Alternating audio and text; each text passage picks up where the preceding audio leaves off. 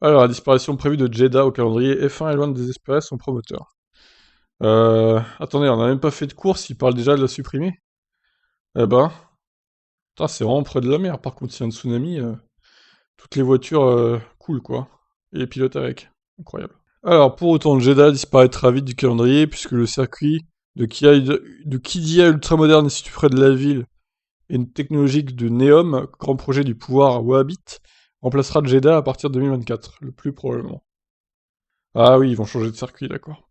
Pourquoi alors avoir construit un circuit urbain pour seulement quelques grands prix? C'est vrai que c'est du gâchis, quoi. Le promoteur du circuit de Jeddah, son PDG Martin Whittaker, répond à ces interrogations. Ouais, en même temps, ils sont blindés de thunes en Arabie Saoudite, donc ils s'en foutent, quoi.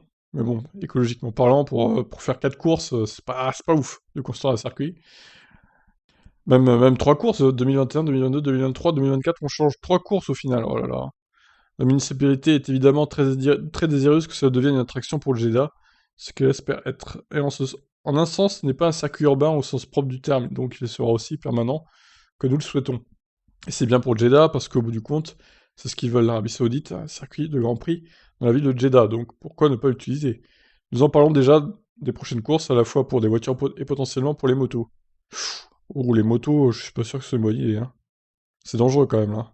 Non seulement nous envisageons d'organiser d'autres courses, mais nous envisageons également d'organiser des événements d'entreprise et autres choses de ce genre. Des courses sur piste, des courses cyclistes, et d'autres choses de ce genre. Bon, s'ils ont des projets à terme, alors c'est bien. Il y a donc beaucoup d'idées intéressantes en cours, mais comme je l'ai dit, il y a aussi des journées de tests sur la piste pour les entreprises, des choses comme ça. Il y a évidemment beaucoup de gens dans cette partie du monde qui ont de belles voitures et qui veulent les utiliser. Oui, ça c'est sûr. Reste à finaliser la construction du circuit, donc 6 km 175, 23 virages, car les travaux sont encore en cours alors que la date du Grand Prix approche au 5 décembre.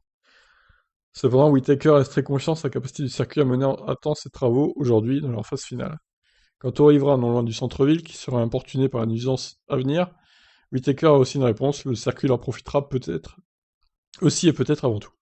Il s'agira d'un héritage patrimonial pour la ville de Jeddah. Il y a une corniche vraiment fantastique qui relie la ville à la mer Rouge, pour que les gens puissent marcher et faire du vélo. Et elle est peuplée de milliers de personnes tous les soirs. L'idée est d'en faire une extension. Tous les restaurants que nous installons autour du circuit, dans les zones réservées aux spectateurs, resteront en place après le départ de la course. Nous construisons également un circuit de karting junior, qui sera en place avec un centre e-sport. L'idée générale est de construire quelque chose qui n'est pas seulement là pour le week-end, mais aussi pour les années à venir. Très bien.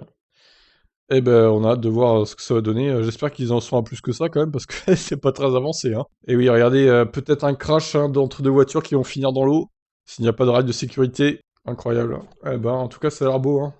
On a hâte de voir cette course, le 5 décembre donc. Pour cette avant-dernière course de la saison qui se finit le 12 décembre à Abu Dhabi. On le rappelle, hein, ça se finit assez tard, à mi-décembre encore, alors que le calendrier 2022 nous dit que ça finirait avant la fin novembre.